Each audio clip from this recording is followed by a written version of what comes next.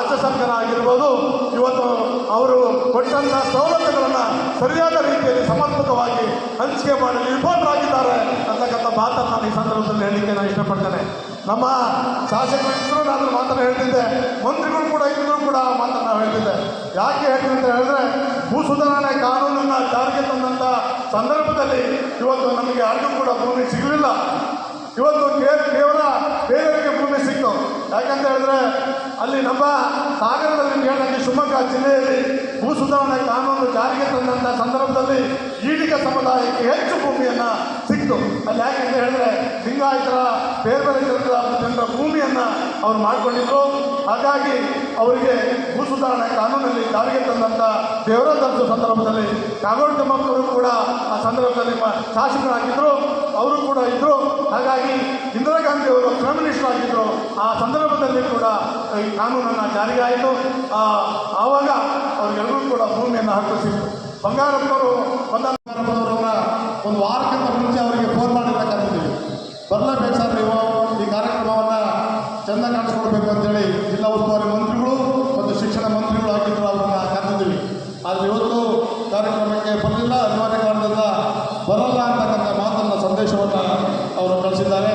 ಹಾಗೆ ಇಲ್ಲಿನ ಶಾರದಾ ಪೌರನಾಯಕ್ ಅವರು ಶಿವಮೊಗ್ಗ ರೂರಲ್ಲಿನ ಶಾಸಕರು ಕೂಡ ಹೋದವರು. ಹಾಗೆ ಬೇಳೂರು ಗೋಪಾಲಕೃಷ್ಣ ಬೇಳೂರವರಿಗೆ ಬರ್ತೀವಿ ಅಂತ ಹೇಳಿದಾರಪ್ಪ,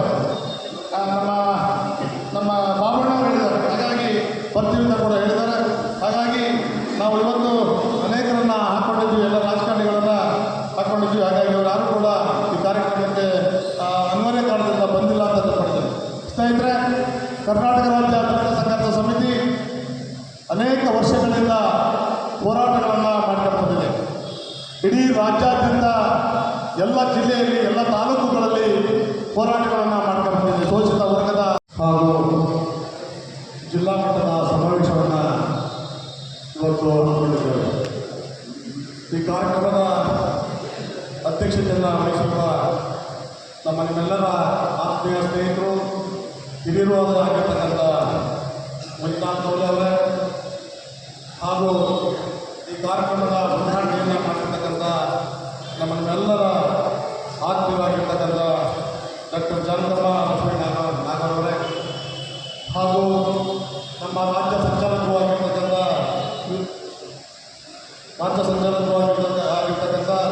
ಜೀವನಳ್ಳಿ ಅವರು ವೆಂಕಟೇಶ್ ಅವರೇ, ಹಾಗೆ ನಮ್ಮ ರಾಜ್ಯ ಸಮಿತಿಯ ಸದಸ್ಯರಾಗಿರ್ತಕ್ಕ ರಾಜ್ಯ ಸಮಿತಿಯ ಸಂಘಟನಾ ಸಂಚಾಲಕರಾಗಿರ್ತಕ್ಕಂಥ ರಾಜಶೇಖರ್ ಕೋಟೆ ಅವರೇ, ಹಾಗೂ ನಮ್ಮ ಬೆಂಗಳೂರಿನ ವಿಭಾಗೀಯ ಸಂಘಟನಾ ಸಂಚಾಲಕರಾಗಿರ್ತಕ್ಕಂಥ ಉಮಾಶಂಕರ್ ಅವರೇ, ಹಾಗೆ ಶಾಮಣ್ಣವರೇ,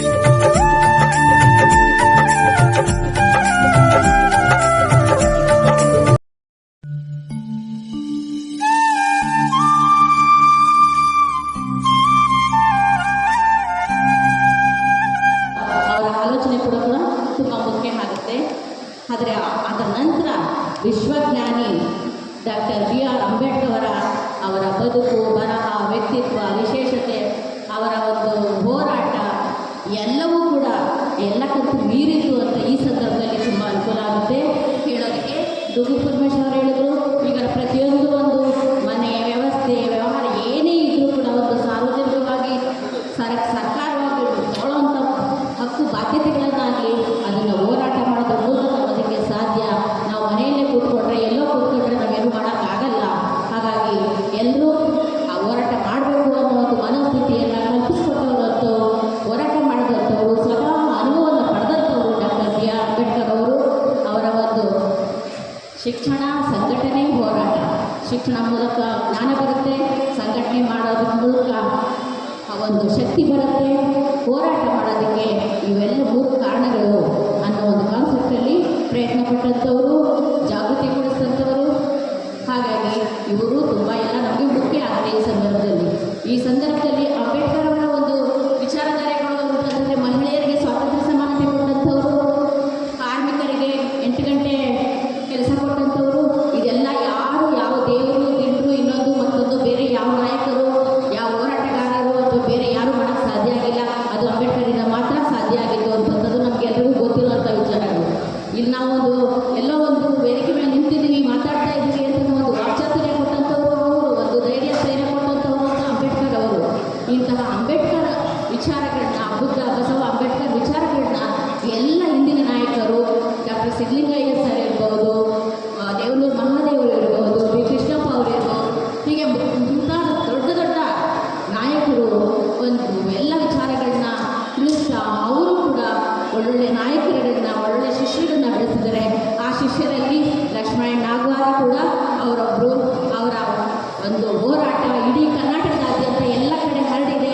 ಅವರ ಮುಂಚೂಣಿಯಲ್ಲಿ ಬೇರೆ ಬೇರೆ ವ್ಯಕ್ತಿಗಳು, ಬೇರೆ ಬೇರೆ ನಾಯಕರು, ಪದಾಧಿಕಾರಿಗಳು, ಸಂಘಟಕರು ಎಲ್ಲ ಕಡೆ ತಮ್ಮ ತಮ್ಮ ಒಂದು ಹೋರಾಟದ ಕಿಚ್ಚನ್ನು ನಡೆಸ್ಕೊಂಡು ಹೋಗ್ತಾ ಇದ್ದಾರೆ, ಬೆಳೆಸ್ಕೊಂಡು ಹೋಗ್ತಾ ಇದ್ದಾರೆ. ಇದೆಲ್ಲದರ ಒಟ್ಟಿಗೆ ಒಟ್ಟಾರೆ ಒಂದು ಸಮುದಾಯದ ಒಗ್ಗಟ್ಟುವಿಕೆ ಅನ್ನೋದು ತುಂಬ ಮುಖ್ಯ ಆಗುತ್ತೆ. ಇಲ್ಲಿ ಒಂದು ಕೈ ತಟ್ಟಿದ್ರೆ ಚಪ್ಪಾಳೆ ಆಗಲ್ಲ.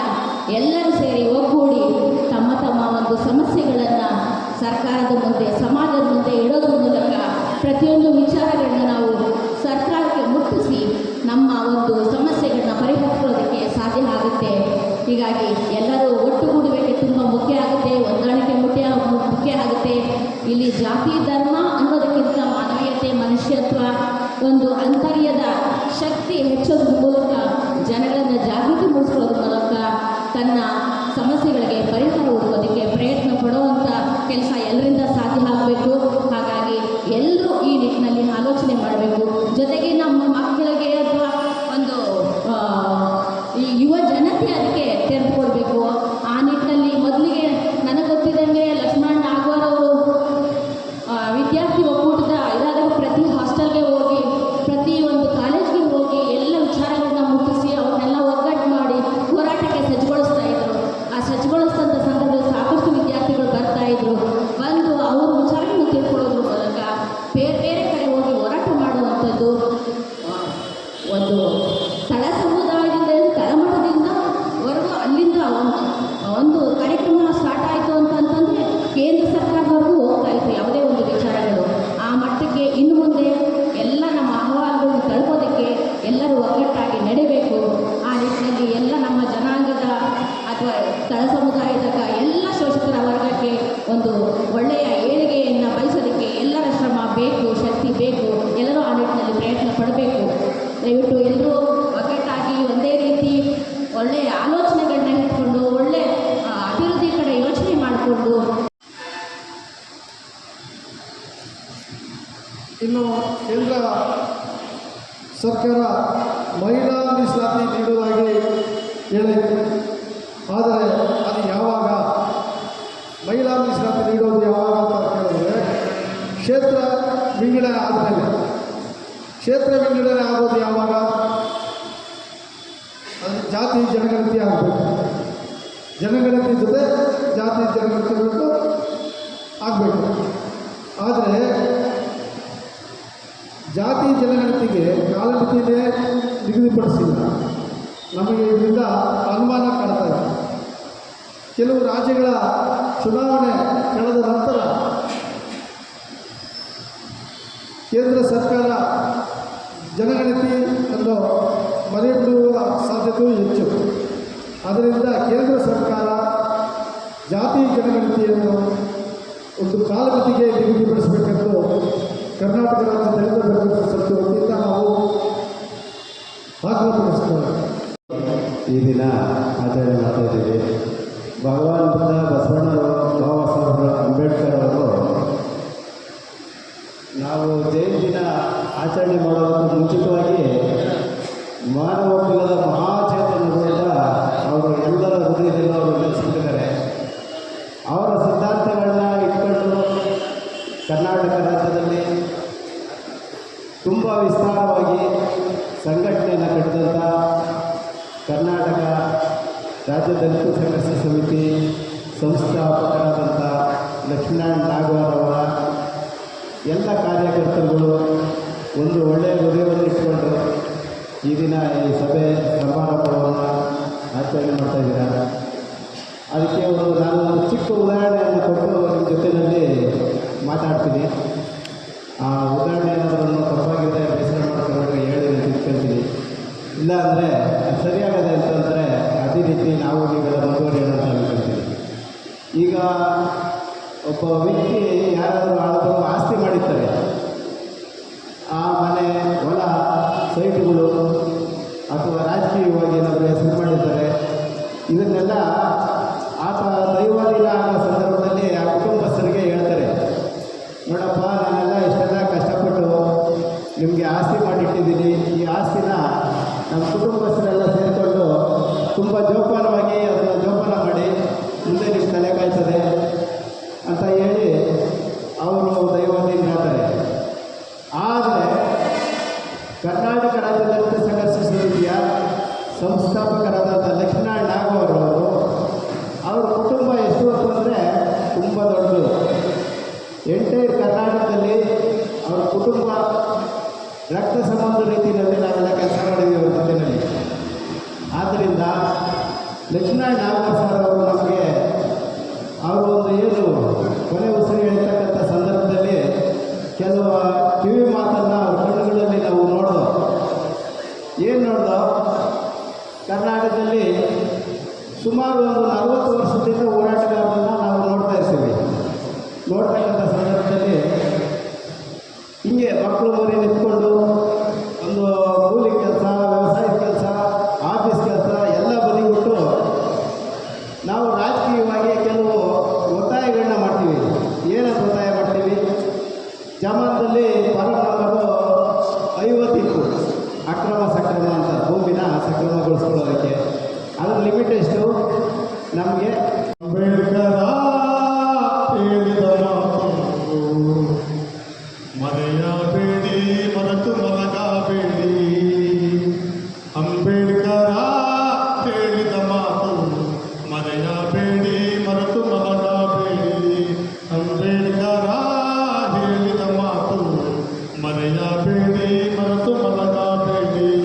ಜಾತಿ ವರ್ಗ ಒಂದು ನಾಣ್ಯದ ಎರಡು ಮುಖಗಳು, ದುಡಿಯುವನೇ ಈ ದೇಶದ ವಾರಸುದಾರರು. ಅಂಬೇಡ್ಕರ ಹೇಳಿದ ಮಾತು ಮರೆಯಬೇಡಿ, ಮರೆತು ಮಲಗಬೇಡಿ. ಶಿಕ್ಷಣ ಸಂಘಟನೆ ಹೋರಾಟ ಮುತ್ತಿನಂತ ಮೂರೇ ಸೂತ್ರ. ದುಡಿದ ಜನಕ್ಕೆ ಧೈರ್ಯ ಕೊಡುವಂತ, ದಲಿತರಿಗೆ ಪ್ರಜ್ಞೆ ನೀಡುವಂತ, ಇದುವೇ ಓದು, ಇದುವೇ ಬರವ, ಇದುವೇ ಸ್ವಾಭಿಮಾನಿ ಅಂದ ಅಂಬೇಡ್ಕರ ಹೇಳಿದ ಮಾತು ಮರೆಯಬೇಡಿ, ಮರೆತು ಮಲಗಬೇಡಿ. ಅಂಬೇಡ್ಕರ ಹೇಳಿದ ಮಾತು ಮರೆಯಬೇಡಿ, ಮರೆತು ಮಲಗಬೇಡಿ.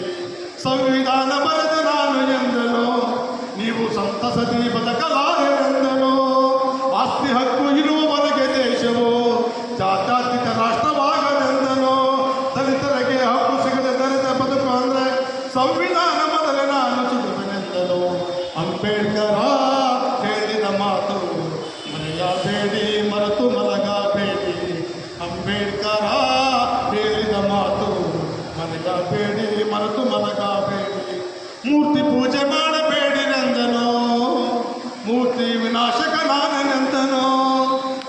ಹಚ್ಚಿ ಪೂಜೆ ಮಾಡಬೇಡಿರೆಂದನು. ಈ ಜನರಿಗೆ ವಿಶೇಷ ಬುದ್ಧ ಬಸವ ಅಂಬೇಡ್ಕರ್ ಅವರ ತತ್ವ ಸಿದ್ಧಾಂತ ಆದರ್ಶಗಳನ್ನು ಮೈಗೂಡಿಸಿಕೊಂಡು ಮತ್ತು ನಮ್ಮ ಮಕ್ಕಳಿಗೆ ಮತ್ತು ನಮ್ಮ ಭವಿಷ್ಯದ ದೃಷ್ಟಿಯಲ್ಲಿ ನಾವು ಹೆಚ್ಚಿನ ರೀತಿಯಲ್ಲಿ ನಾವು ವಿದ್ಯಾವಂತರಾಗಬೇಕು.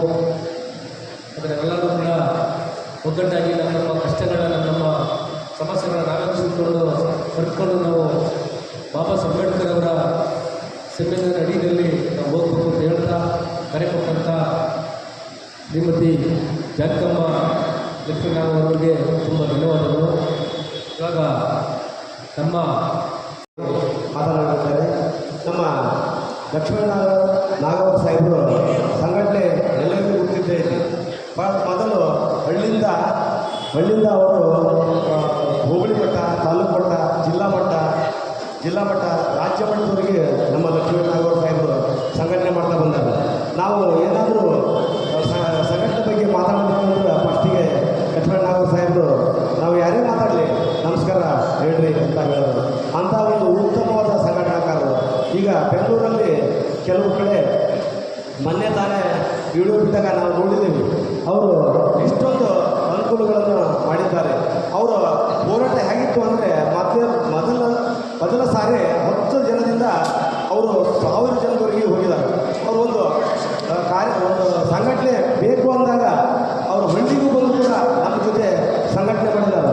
ಅವರು ಎಲ್ಲಿ ಯಾವ ನಮ್ಮ ಫಿಲ್ಟರ್ ನೀರು ಬೇಕು, ಆ ನೀರು ಬೇಕು ಅಂತ ಯಾವುದೂ ಕೇಳಿ ನಾವೇನೇ ಊಟ ಮಾಡಲಿ, ಏನೇ ಕೊಡಲಿ ಅದನ್ನ ಊಟ ಮಾಡ್ತಾ ಸಂಘಟನೆ ಮಾಡ್ತಾ ಹೋದರು.